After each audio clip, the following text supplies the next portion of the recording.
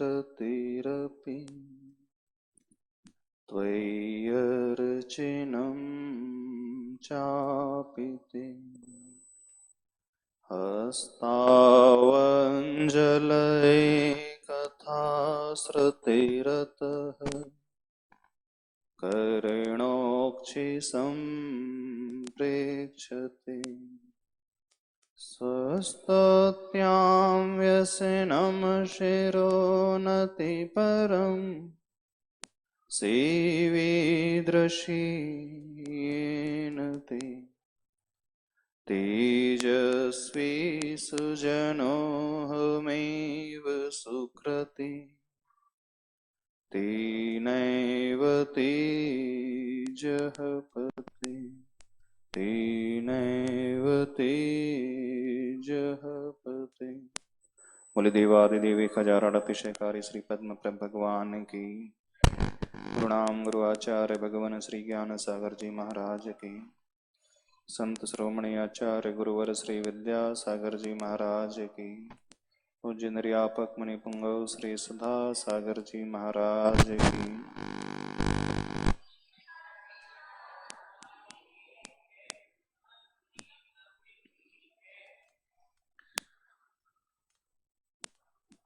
बारह भावनाओं का चिंतन।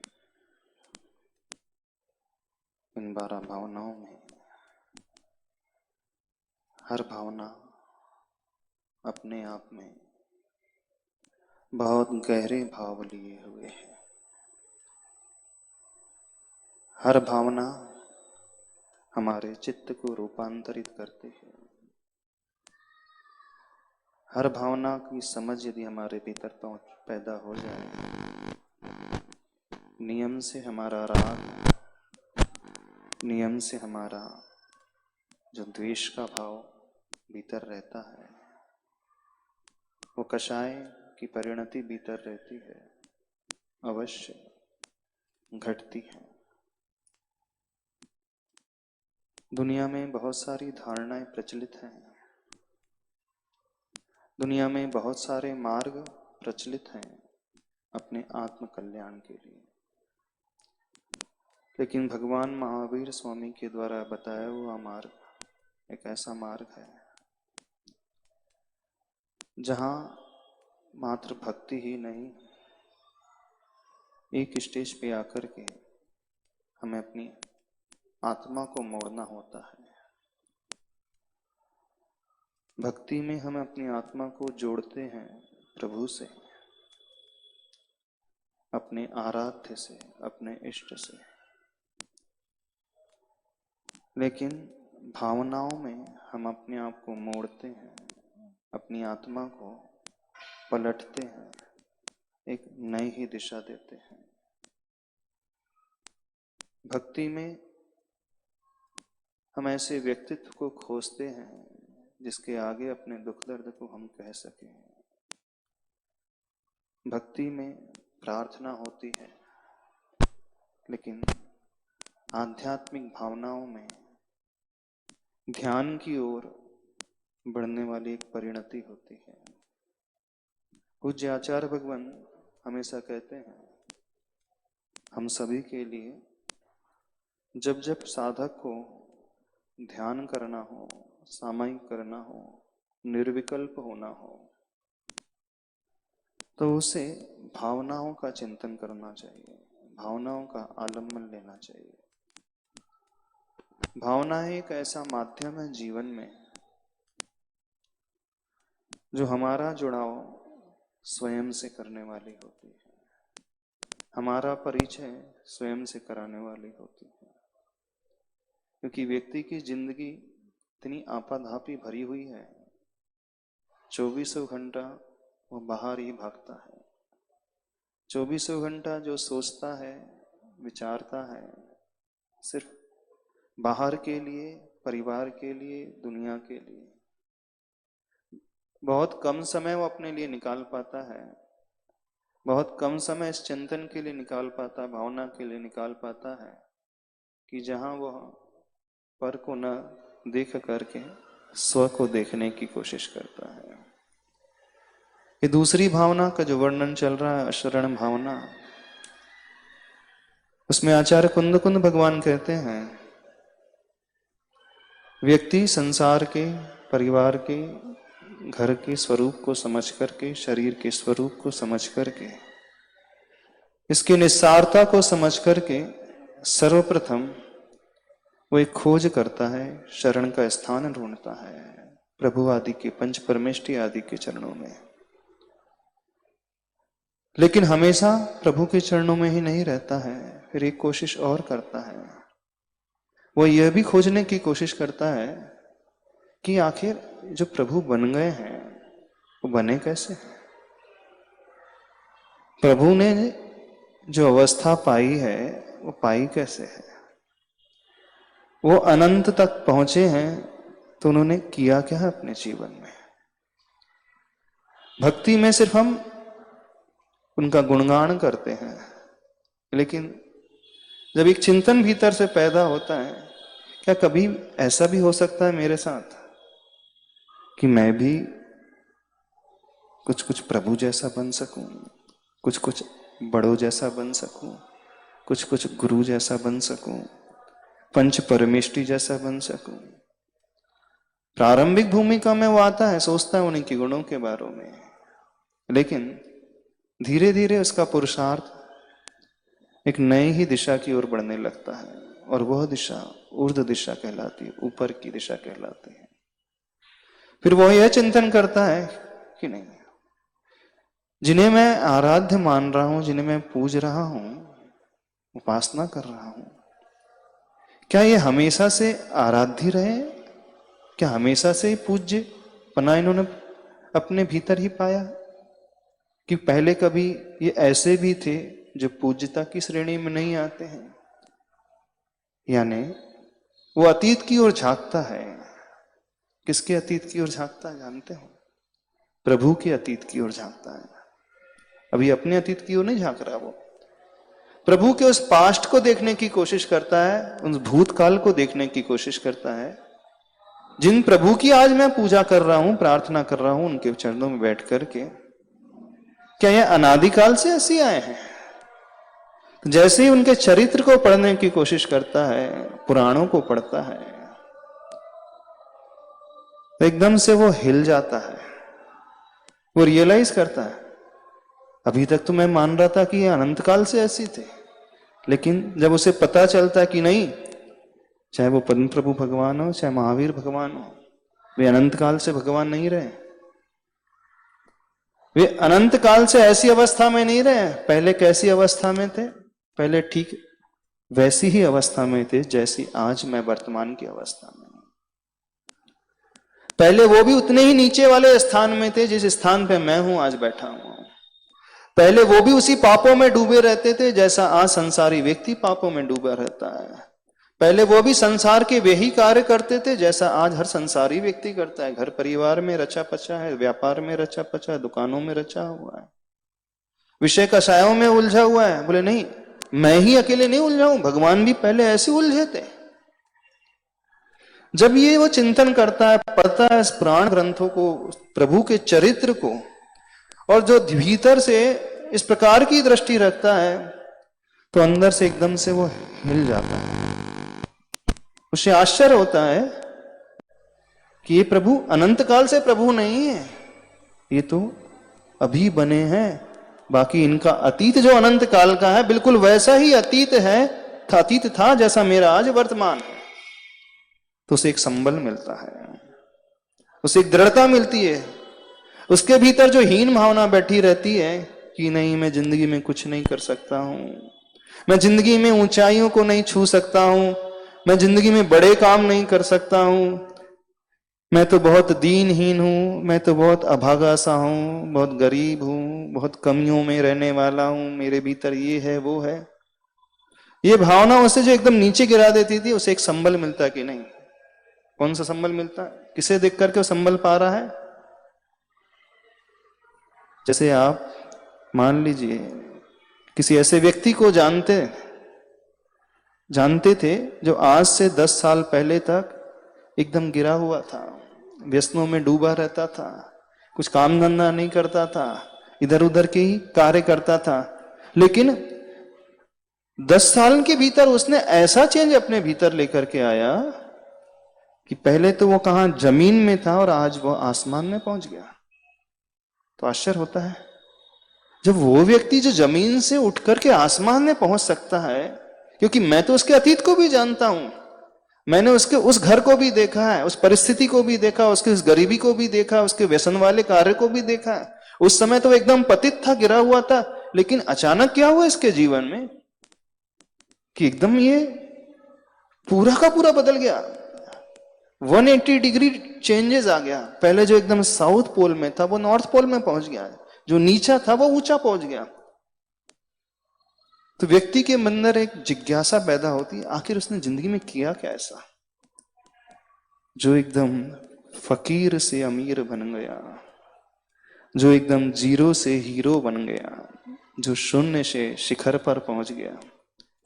ऐसे व्यक्ति की जब हम जीवनी पढ़ते हैं, ऑटोबायोग्राफी पढ़ते हैं उसकी, तो एक लगता है कि नहीं, व्यक्ति चाहे तो कुछ भी कर सकता है।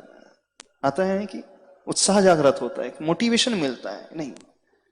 और आपने यदि उसे लाइव देखा अपने जीवन में और कुछ समय के पश्चात उसका दूसरा ही जीवन देखते हैं, कुछ लोग कहते हैं, जानते हैं कुछ लोग क्या कहते हैं, इसका भाग्य बड़ा गजब का है, इसका पुण्य बड़ा गजब का आया कि कहां तो पहले इतना गरीब था आज इतना अमीर बन गया।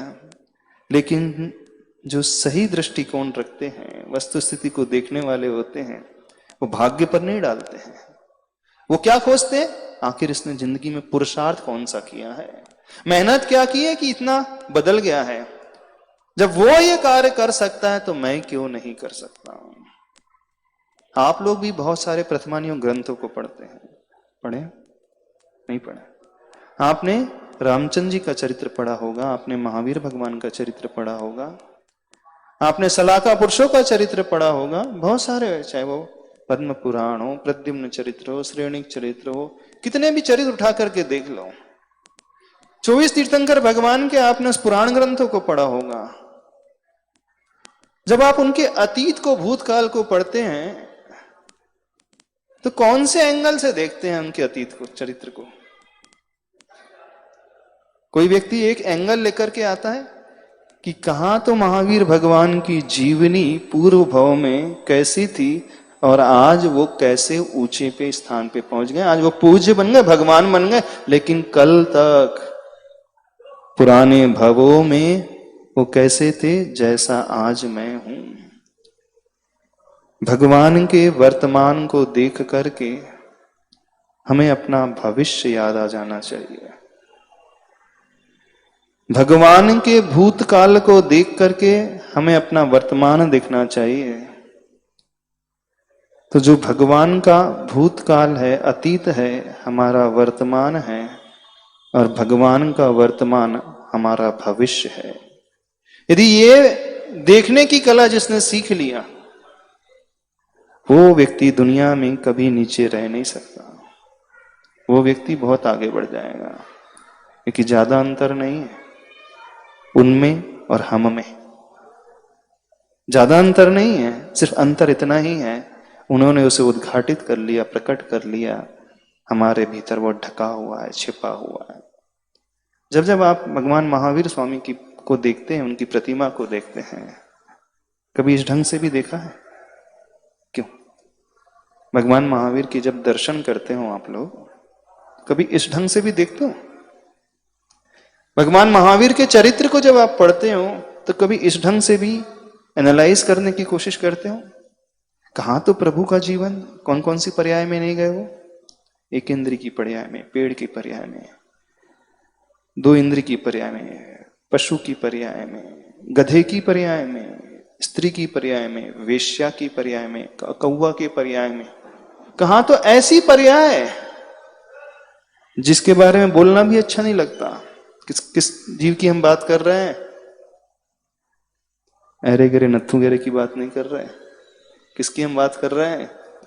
जिसे हम आज अपना आराध्य मानते हैं, पूज्य मानते, उपासना करते हैं, जिनकी हम जयंती मनाते हैं, जिनका हम निर्वाण कल्याणक, मोक्ष कल्याणक मनाते हैं, और बड़े अभिमान से, स्वाभिमान से जिनका जयकारा करते हैं और हम कहते हैं कि नहीं, हम भगवान महावीर स्वामी के शासन काल में जी रहे हैं, जिनके गुणगान गाते हम थकते नहीं। जब हम उनके अतीत को झांक करके देखते हैं, अरे अतीत इनका इतना विचित्र था, लेकिन आज क्या हो गया।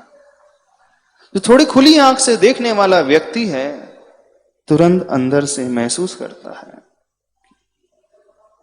जीवन में चाहे तो व्यक्ति कुछ भी कर सकता है, कुछ भी कर सकता है। Nothing is impossible here. दुनिया में कुछ भी इम्पॉसिबल नहीं है, कुछ भी असंभव नहीं है। एवरीथिंग इज पॉसिबल, सब कुछ संभव है। Even the word impossible says, क्या कहते हैं इम्पॉसिबल की स्पेलिंग मालूम? IM फिर POSSIBLE। IM, उसके बाद उसे पढ़ोगे तो क्या निकलेगा? पॉसिबल। तो even the word impossible says I am possible. असंभव में ही संभव छिपा हुआ है। बिल्कुल, दुनिया में कुछ भी असंभव नहीं है, सब कुछ संभव है। बस व्यक्ति को देखने की एक नजर चाहिए। जब जब हम भगवान महावीर स्वामी को देखते हैं, उनके चरित्र को, पुराण को देखते हैं, उनके जीवन को देखते हैं, उनके भूतकाल को देखते हैं। प्रथमान योग ग्रंथ पढ़ने का उद्देश्य, अभिप्राय सिर्फ इतना ही होता है। लोगों की जीवनी को पढ़ने का उद्देश्य सिर्फ इतना ही होता है और कुछ नहीं। उस जीवनी से हमें क्या मिल रहा है, व्यक्ति के अतीत को जानकर के हमें क्या मिल रहा है, एक शिक्षा मिलती है। और जो व्यक्ति शिक्षा को लेना सीख जाता है, सही मायने में वही प्रथमान योग पढ़ता है, सही मायने में वही पुराण ग्रंथों को पढ़ता है, सही मायने में वही किसी की बायोग्राफी को पढ़ता है, जीवनी को पढ़ता है। लेकिन हम देखते हैं कि व्यक्ति स्वाध्याय बहुत करते हैं, बहुत सारे लोग बहुत स्वाध्याय करते हैं, प्रथमान योग ग्रंथ का भी करते हैं, आराधना कथा कोश भी पढ़ते हैं। लेकिन क्या कभी इस एंगल से देखने की कोशिश की?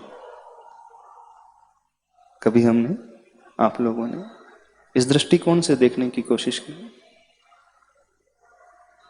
उनके पास्ट को देख करके हम भी वो शिक्षा ग्रहण करें। जब वो बन सकते हैं तो हम क्यों नहीं बन सकते?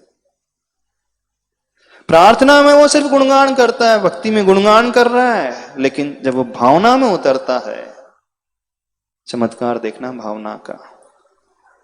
अब बहुत हुआ गुणगान, आखिर मैं सीखूं कैसे इसमें से, शिक्षा कैसे मिले? तो उसे एक शिक्षा मिलती है कि नहीं, जब वो कर सकते तो मैं क्यों नहीं कर सकता हूं। बस ये भावना उसके भीतर पैदा होने लगती है, और भावना पैदा होते ही फिर उसका अगला कदम होता है आचरण का, चरित्र का, स्वयं के चरित्र के निर्माण का। क्योंकि जब महावीर प्रभु ने दीक्षा ग्रहण की थी, अपने उस महल को, अपने उस भवन को छोड़ करके वन की ओर पैर बढ़ाया था, उससे पहले उनके मन में कुछ जागा था। क्या जागा था जानते हो? क्या जागा था प्रभु के मन में? सिर्फ ये भावना पैदा हुई थी और कुछ नहीं पैदा हुई थी। ये भावना का विचार पैदा हुआ था, और वो भी भावना 12 है भावना,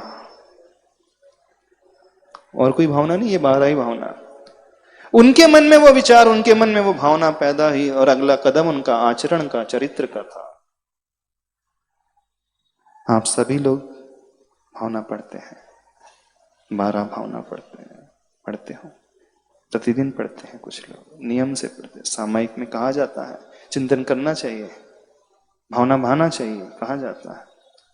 लेकिन भाने के पश्चात भी जब व्यक्ति आचरण की ओर कदम नहीं बढ़ाता है, तो लगता है कि अभी सिर्फ पढ़ने तक सीमित है, अभी वो भावनाओं तक उतरा नहीं है। वो चरित्र भी यदि पढ़ रहा है व्यक्ति, पुराण भी पढ़ रहा है, उसके अतीत को भी झांक करके देख रहा है, तो उसे एक शिक्षा मिलती कि नहीं, उनका अतीत भले ही मेरा वर्तमान है, लेकिन उनका वर्तमान मेरा भविष्य होना चाहिए। वर्तमान प्रभु का जो है वो अतीत से नहीं चला आ रहा है। भगवान महावीर स्वामी भगवान बने कितने समय हुए? हाँ, कितने वर्ष हुए पता है? कौन सा वीर निर्वाण संवत चल रहा है? 2547, 46-47, यानी 2546-47 वर्ष पूर्व ही वो मोक्ष हो गए, भगवान बने। उससे पहले 72 साल की आयु, और उससे पूर्व और कुछ नहीं। जैसे आप वैसे वे, ज्यादा अंतर नहीं। 2500 और 3000 काल के पूर्व यदि हम झांक करके देखें, आप भी अपने गोदी में बच्चों को लेकर के बैठे हैं, आप भी दुकान जाते हैं, वो भी यही करते थे, वो भी यही करते थे, और कुछ नहीं करते थे। इन्हीं को संभालते थे, परिवार में लगे, इनमें लगे। लेकिन एक विचार पैदा हुआ था उनके मन में, नहीं अपने को कुछ करना चाहिए। तो हम आपसे पूछ रहे हैं, कभी आपके मन में विचार पैदा होता है? बताओ, प्रभु को देख करके। हाँ, इस प्रतिमा को आप रोज देखते हो, रोज दर्शन करते हो, कभी विचार पैदा होता? प्रभु आप 2500 साल पहले हम जैसे ही थे, कभी कहते हो भगवान से? 3000 साल पहले, कुछ हजार वर्ष पूर्व हम और आप में ज्यादा अंतर नहीं था। आप अनंत काल से भगवान नहीं, अभी के भगवान हो, अभी बने हो। जब आप अभी बने हो तो ठीक है, मैं कल बन जाऊंगा, क्या अंतर हुआ? कभी भगवान से ऐसा भी कहते हो? क्यों नहीं कहते? महाराज जी आज तक देखा ही नहीं, इस एंगल से देखने की कोशिश करो, इस एंगल से देखने की कोशिश करो। नहीं, अब हम दीनहीन नहीं रहेंगे, अब हम बदलेंगे कुछ अपने आप को, कुछ नया करेंगे। क्या करेंगे? जो आज तक नहीं किया वो करेंगे, जो आज तक जीवन नहीं जिया वो जिएंगे, जो आज तक नहीं कहा वो कहेंगे, जो आज तक नहीं सोचा वो सोचेंगे, जो आज तक नहीं भावना भाई वो भाएंगे। कभी मंदिर में जाकर के, भगवान के पास, गुरु के पास आकर के, चलो ठीक है भगवान नहीं बोलते, आप कहोगे कि महाराज जी भगवान तो बोलते नहीं है, अब उनसे क्या बातें करें? बोलते हैं भगवान? ऐसे बताओ, बोलते हैं कि नहीं बोलते भगवान? बोलते तो हैं, बस हमें सुनना आना चाहिए। उपदेश भी देते हैं, हमें ग्रहण करना आना चाहिए। कहते भी हैं, हम एक्सेप्ट करें उसे। ठीक है, यदि वो नहीं समझ अपने भीतर है तो गुरु बोलते हैं, आचार्य भगवान बोलते हैं, हाँ बोलते हैं। जब आप उनके पास जाते हो, कभी ये भी बात करते हो, आचार्य भगवान आप शुरू से तो ऐसे नहीं हो, इसी भाव में बने हो, अथवा जब आप 20 साल के थे उस समय तो आप ऐसे ही थे, नरगृहस्थी में थे, आप कैसे बन गए? अब मुझे भी बनाना है ऐसा। क्यों? आपने कैसे कदम उठाया, अब मुझे भी वैसा ही कदम उठाना है। बताओ, कभी ये विचार आता है जाकर के गुरु के पास? ये विचार तब आएगा जब आचार्य भगवान कहते हैं, आचार्य पूज्य स्वामी कुंद स्वामी जी कहते हैं समय सार ग्रंथ में, शुद्धम तु वियाणंतो शुद्धम एव पयम लहद जीवो जानंतु तो अशुद्धम एव पयम लहदी। शुद्ध को जानता हुआ जीव, शुद्ध की भावना करता हुआ जीव, भगवान की भावना करता हुआ जीव, गुरु की भावना करता हुआ जीव शुद्ध को ही प्राप्त हो जाता है। क्या कह रहे हैं आचार्य भगवान? शुद्धम तु जानंतो शुद्धम एव पयम लहदी। शुद्ध को जानता हूं, शुद्ध को प्राप्त हो जाता है ना, शुद्ध जैसा ही हो जाता है। भगवान को जानता हूं, भगवान जैसा ही हो जाता है। गुरु को जानता हो, गुरु जैसा हो जाता है। जानंतु तो अशुद्धम, और अशुद्ध को जानता हुआ अशुद्ध जीव एवं लहदी, और अशुद्ध ही हो जाता है। बहुत अच्छी गाथा है आचार्य भगवान की। यदि हम शुद्ध को जानेंगे, शुद्ध की भावना करेंगे, अच्छे को जानेंगे, अच्छे की भावना करेंगे, तो हम भी वैसे ही हो जाएंगे। और अशुद्ध की हम भावना करेंगे, बुरे की हम भावना करेंगे, कषाय की हम भावना करेंगे, तो हम भी बिल्कुल वैसे ही हो जाएंगे। कोई अंतर नहीं, कोई अंतर नहीं है। तो कभी प्रभु के पास आकर के, जो प्रभु शुद्ध है ना, प्रभु बहुत ऊंचे स्थान में बैठे हैं, गुरु के पास आकर के जो गुरु बहुत ऊंचे हैं, कभी भावना करते हैं गुरु की? कभी गुरु की शरण ली है आप लोगों ने? हमारा जी ली तो है शरण, प्रभु की शरण ली, हाँ हमारा जी शरण तो ली है, लेकिन शरण लेकर के किया क्या है? बताओ, शरण लेकर के किया क्या है? जब भी व्यक्ति आता है प्रभु के पास, गुरु के पास, कहता अवश्य कि मैं शरण ले रहे आया हूं, लेकिन वो भावना करता ही नहीं। कब कब आप प्रभु के पास जाकर के प्रभु जैसी भावना करते हो? कौन सी भावना भाते हो प्रभु के पास जाकर के? क्या भावना भाते हो आप?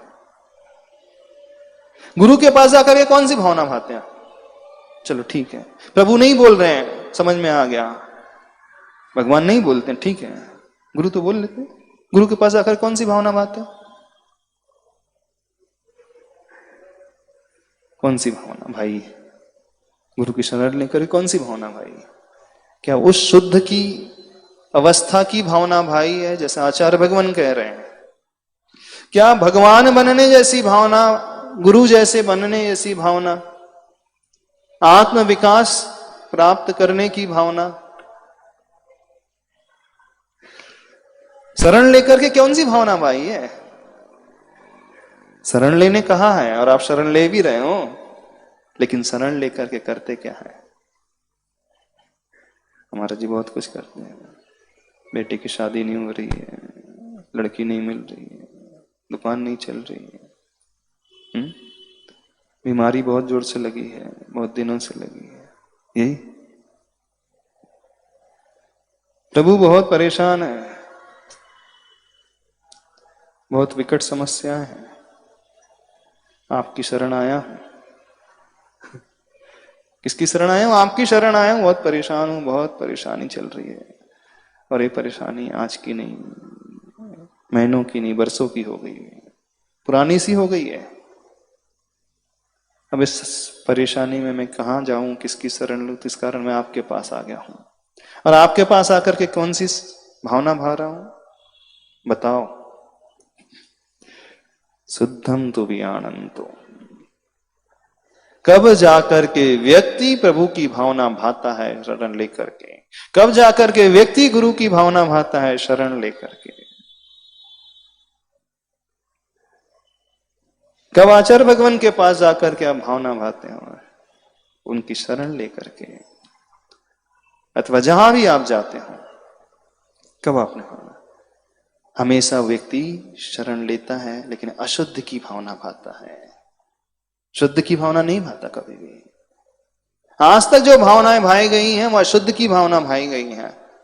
आज तक शरण लेकर के, सही है स्थान में शरण लेकर के भी अशुद्ध की भावना भाई है। जो भानी चाहिए वो नहीं भाई है। गलत तो नहीं कह रहा? कौन सी भावना भाई? संसार की ही भावना भाई है, संसार को बढ़ाने की भावना भाई है, नहीं बढ़ाई। शुद्ध की भावना करते हुए शुद्ध हो जाता है, शुद्ध को जानते हुए, जानने से मतलब मात्र बुद्धि का विषय नहीं, शुद्ध को अनुभव करते हुए। शुद्धम तो वियाणंतो शुद्धम एव पयम लहती, शुद्धम एव लहती यानी लभती, प्राप्त कर लेता है वो। ऐसा हो नहीं सकता हम भावना शुद्ध की करें और हम अशुद्ध हो जाएं, हम भावना अच्छे की करें और हम बुरे हो जाएं। आप बहुत मंगल भावना कर रहे हो, मान लीजिए, उसका कल्याण हो, उसका भला हो, उसका जीवन अच्छा बने, तो आपके मन में उस भावना के पश्चात गाली तो नहीं आएगी? क्यों? कोई अब गरीब है, आपने देख लिया, बहुत बड़ा रोगी है, परेशान है, बहुत दुखी है, कष्टों में है, आपने देख लिया कोई अड़ोस पड़ोस में ऐसा व्यक्ति है, समाज का ऐसा हिस्सा है कि बहुत दुखी है, बहुत ज्यादा कष्टों में है, न खाने के लिए ढंग से है, न घर ढंग का है, न बच्चों को पढ़ा पा रहा है, लिखा पा रहा है, इतनी उसके पास सामर्थ्य नहीं है, और आपसे वो मिलता है और आप भावना भाते हैं इसका भला हो जाए, अच्छा हो जाए, मैं कुछ इसके लिए कर सकूं, इसके कल्याण के लिए कुछ इंतजाम कर सकूं, अथवा मैं नहीं कर पा रहा हूं तो मैं किसी के द्वारा इसका कुछ उद्धार कर रहा हूं। तो जब ऐसी आप भावना भा रहे हैं, मान लीजिए 5 मिनट के लिए ऐसा सोच रहे हो उस व्यक्ति को देख करके, कौन से व्यक्ति को देख करके? जो आप पड़ोसी है, पास में रहता है, समाज का ही सदस्य है, और उसके कष्टों को देखकर आपके मन में कौन सी भावना उठ रही है? थोड़ा सा विचारे कि मदद हो जाना चाहिए, बहुत ज्यादा कष्ट है, उससे कष्ट कम हो जाए। जब आप 5 मिनट भावना भाई, और भावना भाने के पश्चात आपके मुख से क्या गाली निकलेगी? उसके लिए क्या निकलेगा?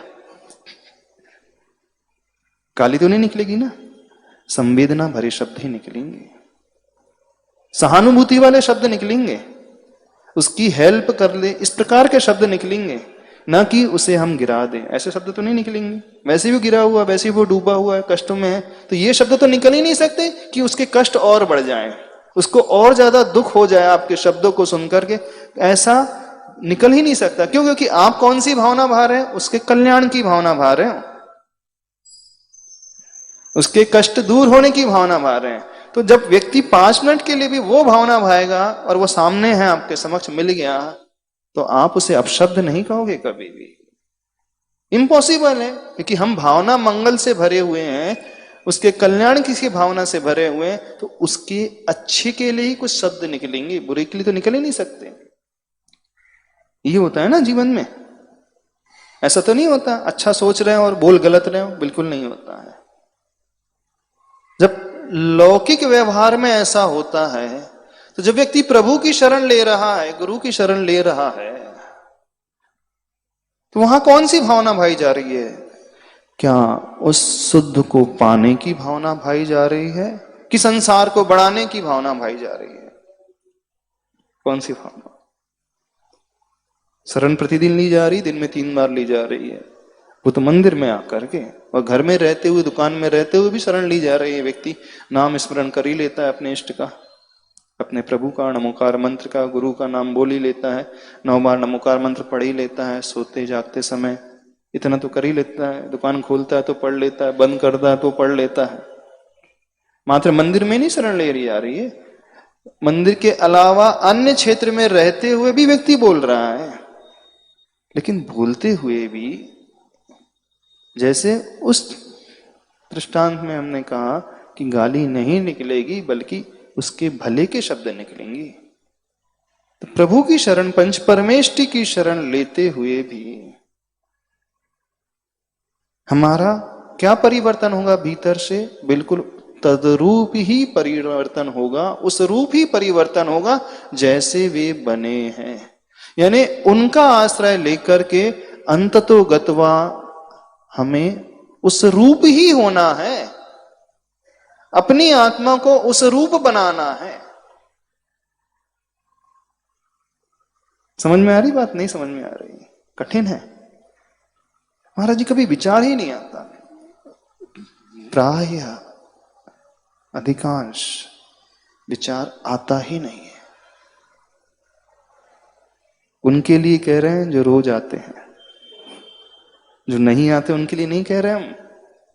उनके लिए कहा जा रहा है जो रोज नियम से सब कुछ कर रहे हैं, सारा धर्म पुरुषार्थ चल रहा है पूरा, सारे आवश्यकों का पालन चल रहा है, उनके लिए कहा जा रहा है कि ये विचार जो शुद्ध की यदि हम भावना कर रहे हैं तो शुद्ध होना ही चाहिए, नियम है। मंगल की भावना करेंगे तो व्यक्ति अच्छे शब्द ही बोलेगा, सिर्फ न केवल शब्दों में अच्छा बोलेगा, बल्कि थोड़ी बहुत क्षमता के अनुरूप वो अच्छा करेगा भी, जितनी उसकी शक्ति है, शक्ति के अनुसार थोड़ी बहुत मदद कर भी देगा।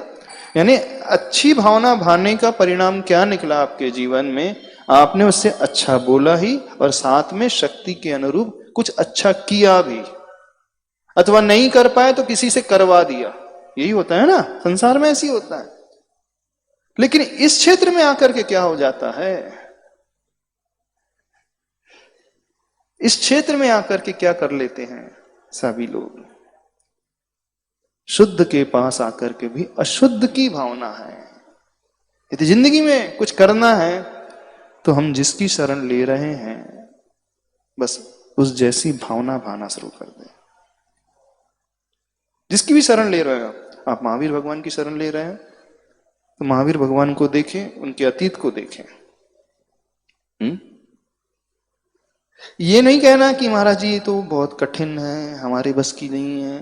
अब वो तो महावीर थे, तीर्थंकर थे, इस कारण उन्होंने कर लिया, लेकिन हम तो सामान्य ऑर्डिनरी पर्सन है, हम कैसे कर पाएंगे? नहीं, जब ऐसा भाव पैदा होने लगे तो तुरंत अतीत की ओर झांक करके देखना, उनकी उस पर्याय की ओर झांक करके देखना तो सही।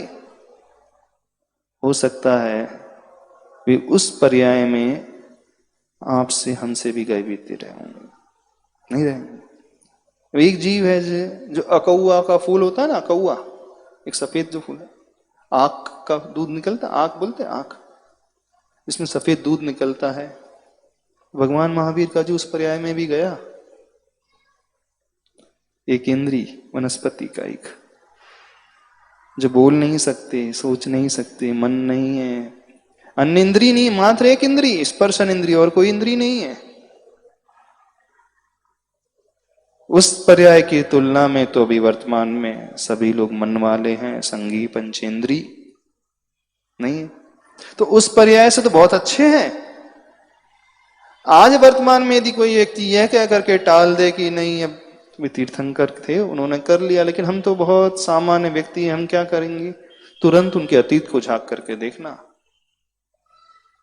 उनका विकास कहां ग्राउंड लेवल से एकदम ऊंचा। ये लाभ होता है भावना को भाने का।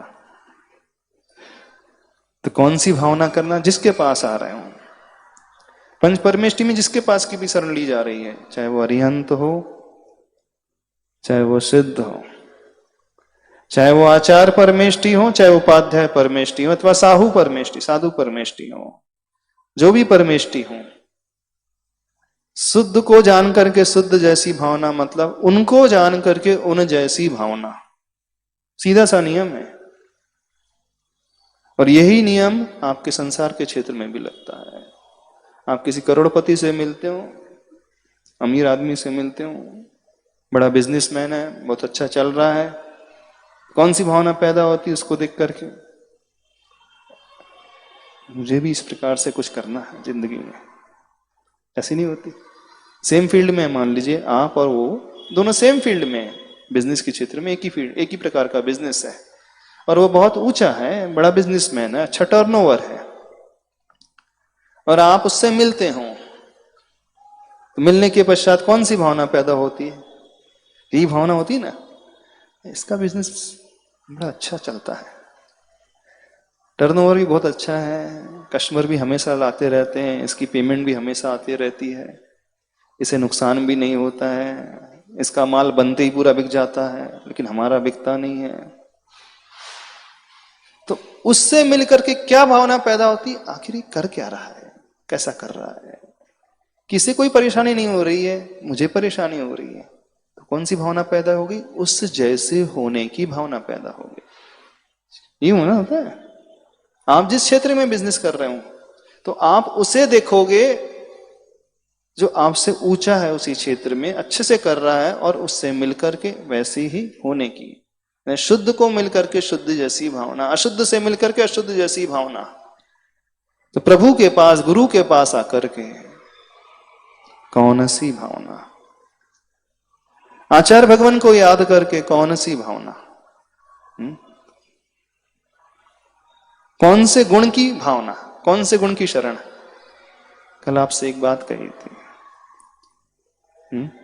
कौन सी बात है, याद है? दीनहीन नहीं होना, अपेक्षा नहीं रखना। आज एक बात और कहते हैं, अपने भीतर उस निर्भीक पने की भावना लेकर के आए, निर्भय की भावना लेकर के आए, डर को छोड़ने वाली भावना लेकर के आए। सबसे बड़ा डर किसके पैदा होता है, क्यों पैदा होता है जानते हैं? सबसे बड़ा डर है शरीर को लेकर के, सबसे बड़ा भय है शरीर को लेकर के। भोगे रोग भयम सुखे क्षय भयम काये कृतांतात् भयम माने म्लान भयम गुणे खल भयम वंशे कुयोषित भयम दासे स्वामी भयम जय रिपु भयम काये कृतांतात् भयम सर्वम नाम भयम भवेदिदमहो वैराग्यमेवा भयम। एक भरथरी हुए हैं ऋषि, उन्होंने एक शतक है, उसमें ये लिखा है वैराग्य शतक। भोगे रोग भयम सुखे क्षय भयम वंशे कुयोषित भयम। सबसे बड़ा भय जो है ना, शरीर अच्छा भी मिल गया है, रोग ना लग जाए, बीमार ना हो जाऊं, एक रोग का भय। अभी कुछ नहीं है, रोग कोई बीमारी नहीं है, स्वस्थ है व्यक्ति, कोई परेशानी भी नहीं है शरीर में, लेकिन एक भय है आगे का, कहीं कल कोई ऐसी बीमारी ना लग जाए जिससे मैं परेशान हो जाऊं। नहीं होता, जितने स्वस्थ बैठे हैं,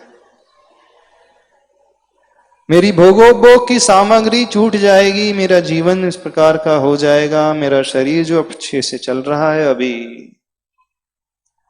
कल कुछ कर नहीं पाएगा। तो कौन सा डर है? रोग का डर है।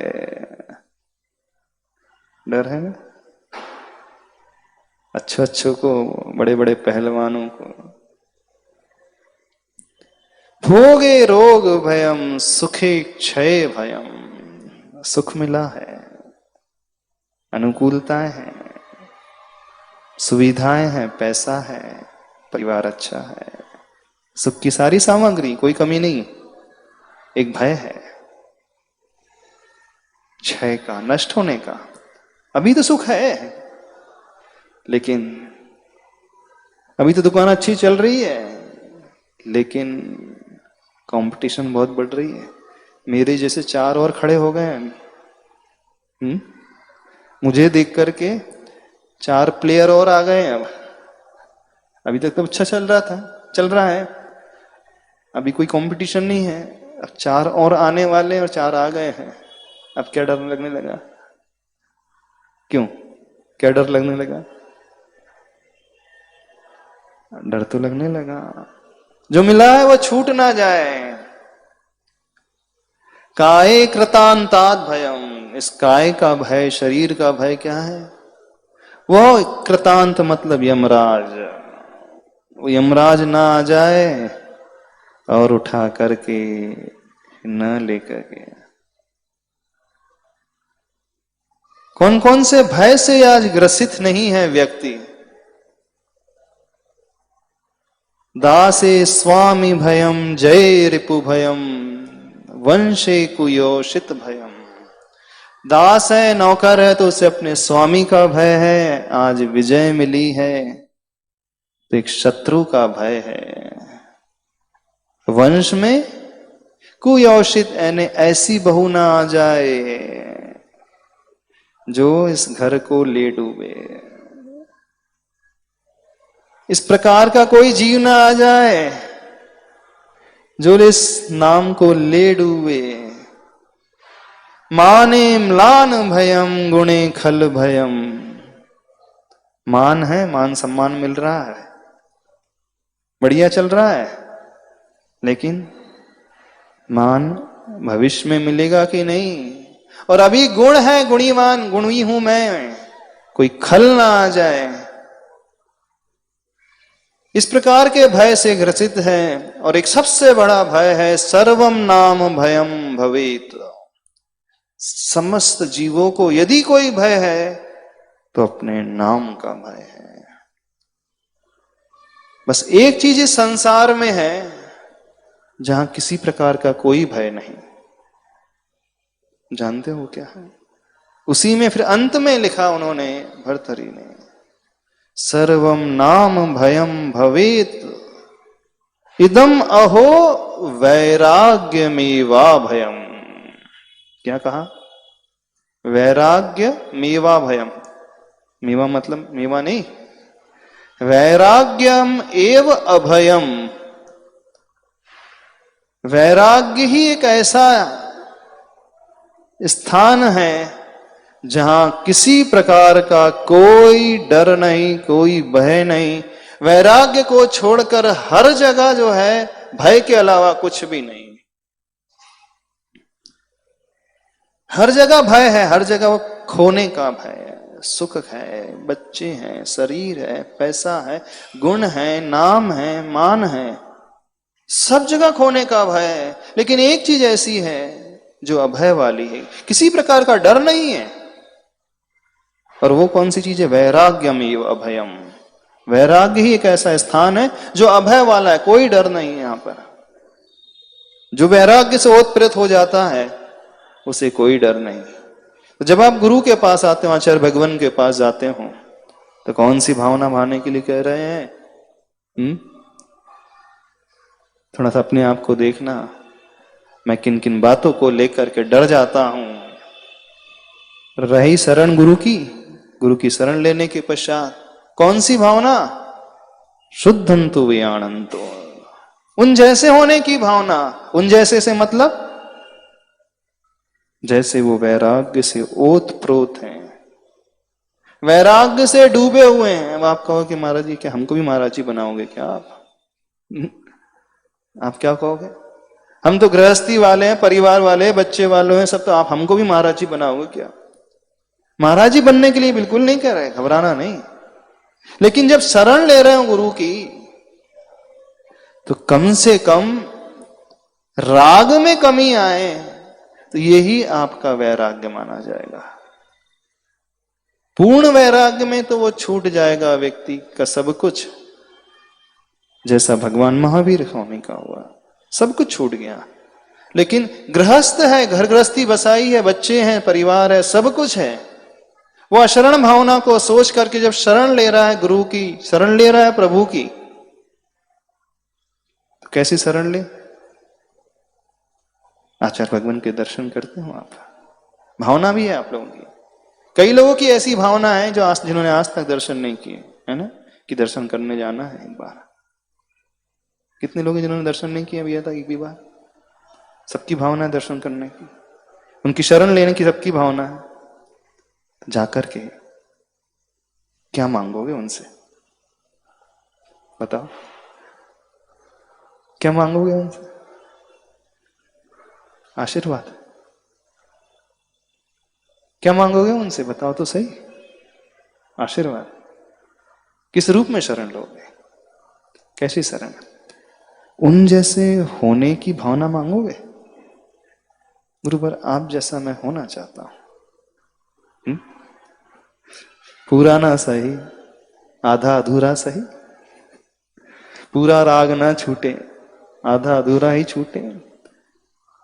कुछ तो उसमें कमी आए, कुछ तो तृष्णा में कमी आए, कुछ तो हाय हाय में कमी आए, कुछ तो व्यसनों में कमी आए, कुछ तो ये मेरी दौड़ भाग है उसमें कमी आए, कुछ तो मेरे जीने के ढंग में कमी आए। जैसा अभी बना करके रखा हूं, क्योंकि आपके पास आया हूं, पहली बार आया हूं, पहली बार आपकी शरण ली है। और आप अभय वाले स्थान में बैठे हैं क्योंकि आप वैराग्य से ओतप्रोत हैं।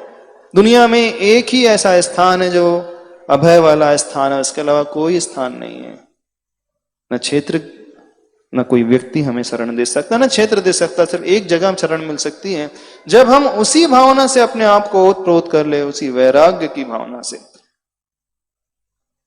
जब जब डर लगने लगे ना आप लोगों को, कहीं मेरे बीमारी ना हो जाए, अभी बढ़िया चल रहा है शरीर, कल कोरोना ना हो जाए, सांस लेने में तकलीफ ना होने लगे, मैं वेंटिलेटर पे ना आ जाऊं, और ऑक्सीजन सिलेंडर साथ में लेकर के चलना पड़ रहा हो, तब क्या होगा? तब क्या करना? तब उसने अपने भय को कैसे जीतना? तो उस वैराग्य की भावना से, जो आचार्य भगवान के भीतर भरी हुई है, उन महावीर प्रभु को देख करके उस वैराग्य की भावना से, क्योंकि उन्होंने किसकी शरण ली? देखना, हमारे आइडियल है ना महावीर प्रभु, तो जो उन्होंने काम किया हम वो काम क्यों नहीं करते? जो कार्य उन्होंने किया सभी लोग वही कार्य क्यों नहीं करते? गुरु आइडियल है, आदर्श है, तो जो कार्य गुरु ने किया वही क्यों नहीं करते? कब आप सोचते हो गुरु के चरणों में अर्घ्य चढ़ाते समय, जितने लोग रोज अर्घ्य चढ़ाते हैं हाथ में चावल लेकर के, श्रीफल लेकर के, कभी आप सोचते हो आज मैं उदक चंदन बोल करके अथवा पीछी लेकर नग्न रहे ये बोल करके अर्घ्य चढ़ा रहा हूं इस भावना से कि जैसे आप हो वैसा मैं बनना चाहता हूं? कितने लोग इस भावना से अर्घ्य चढ़ाते हैं? जैसे आप हो वैसा मैं बनना चाहता हूं। कपड़े उतर जाएंगे, परिग्रह छूट जाएगा,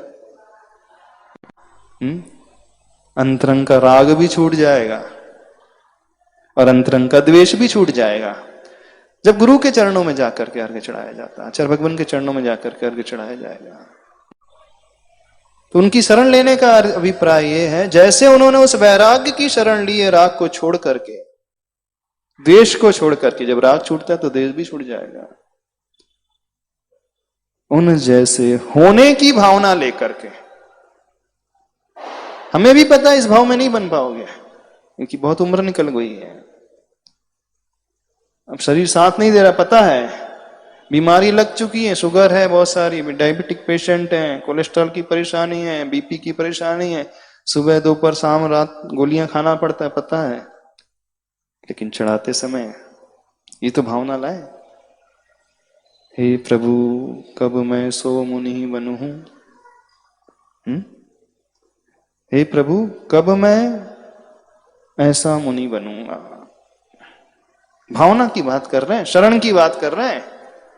जब भी दर्शन करते हो प्रभु के अथवा गुरु के, किस भावना से? भगवान के पास जाकर। कौन सी भावना से शरण? बताओ। नीरगंध अक्षतान पुष्प चारु लीजिए, आप जैसे बनना है पार्श्वनाथ भगवान इसलिए चढ़ा रहा हूं, आप जैसे बनना महावीर प्रभु इसलिए चढ़ा रहा हूं, आचार्य भगवान के चरणों में चढ़ाते हुए आप जैसा बनना है इसलिए चढ़ा रहा हूं, आज नहीं तो कल बनना है, और जब तक नहीं बनूंगा तब तक कुछ कम करना है इसलिए वो चढ़ा रहा हूं, पूरा राग नहीं कम हो रहा, कुछ राग तो कम हो रहा है इसलिए चढ़ा रहा हूं। कभी इस भावना से नहीं। कौन सी भावना? आप देखो कौन सी भावना भरी हुई है। गुरु की शरण लो, अड़ोसी पड़ोसी की शरण मत लो, कौन क्या करता है उसकी शरण मत लो, कौन क्या बोल रहा है उसकी शरण मत लो।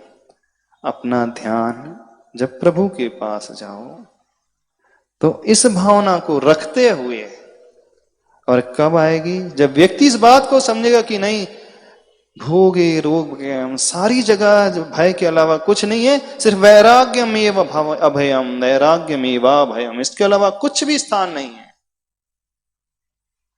तब समझना जिंदगी में हमने कुछ किया है।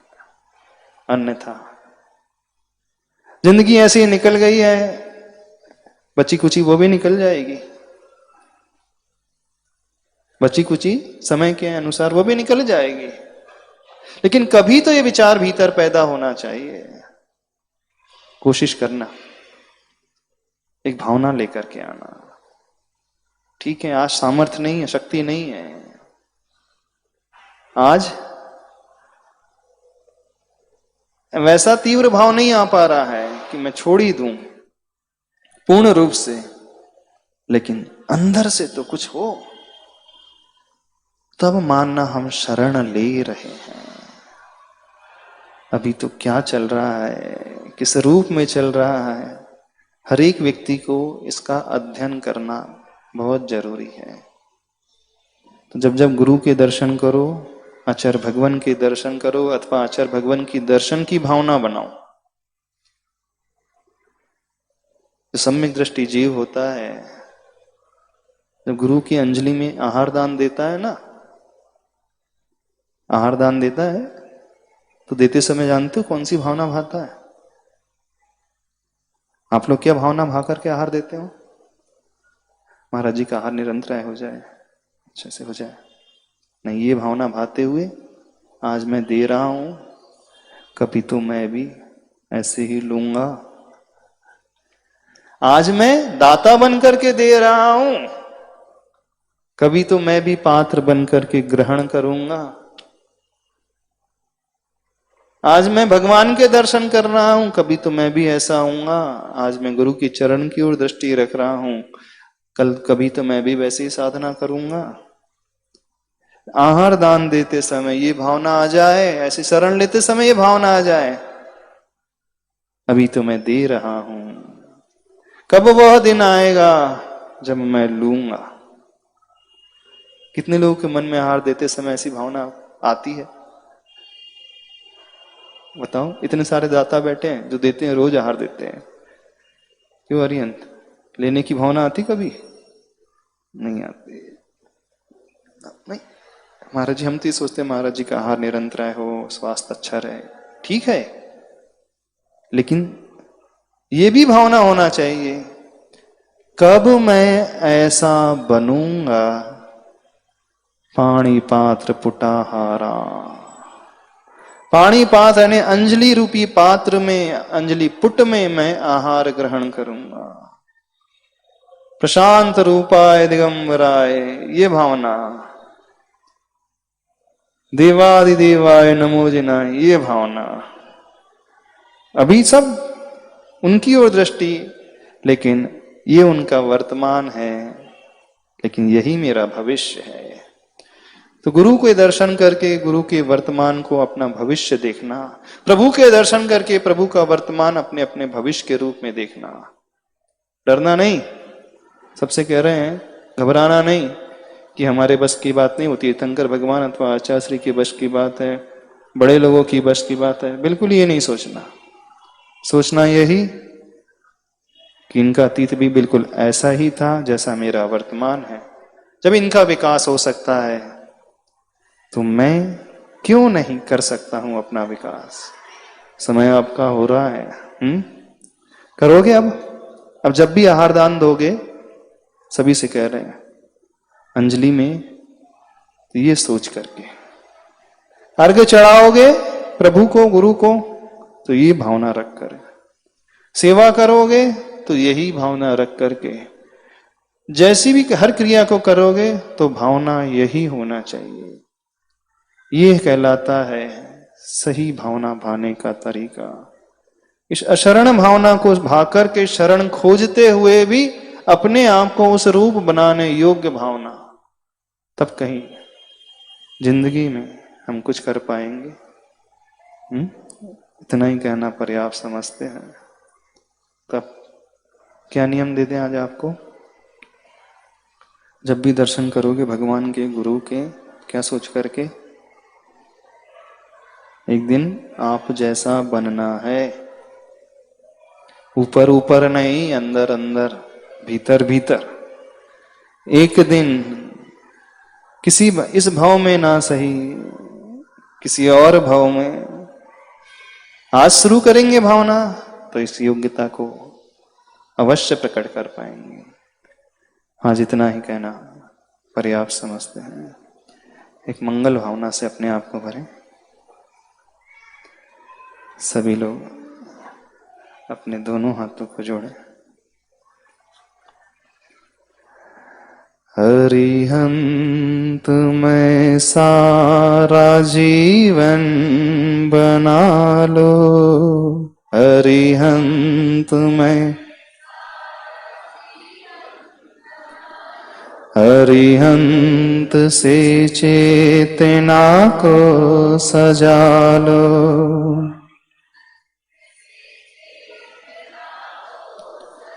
अरिहंत है ये परमेष्ठि प्यारे,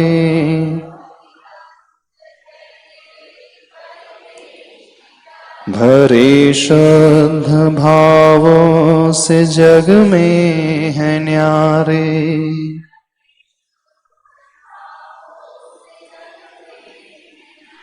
अरिहंत की शक्ति निज में मिला लो,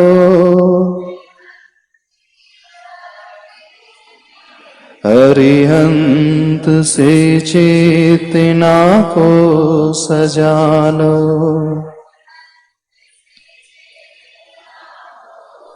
रहे ज्ञान ही ज्ञान में मेरा ध्यान,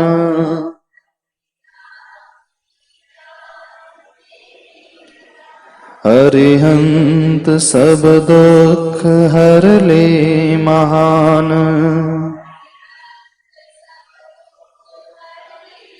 सभी हो सुखी और सबका भला हो,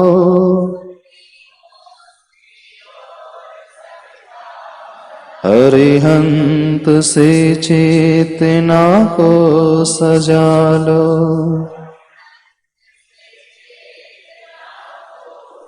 न तन में हो रोग न मन में अशांति,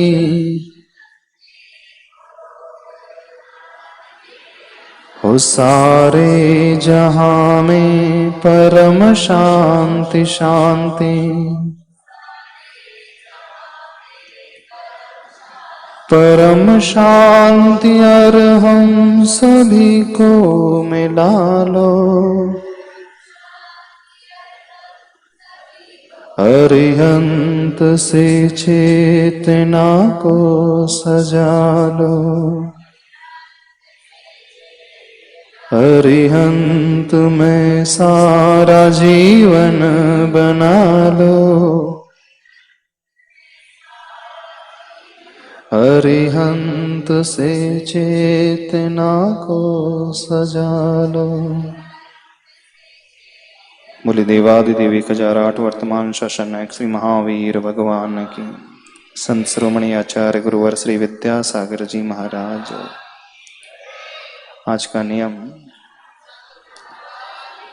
अरिहंत प्रभु की एक माला फेरना है, नमो अरिहंताड़म। ठीक है, ध्यान पूर्वक। जावाणी के ज्ञान से सूझे लोकालोक, सो वाणी मस्तक धरो सदा देथ तो, हे जिनवाणी भारती तो ही जपू तिन, जो तेरी शरण है सो पावे सच।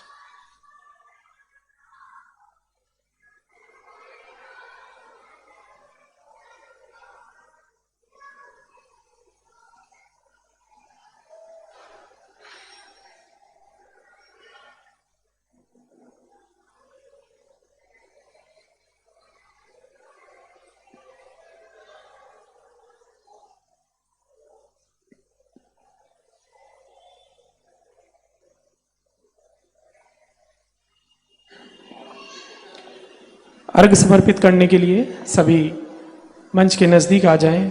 श्री विद्यासागर के चरणों में झुका रहा अपना माथा, जिनके जीवन की हर चर्या बन पड़ी स्वयं की नवगाथा।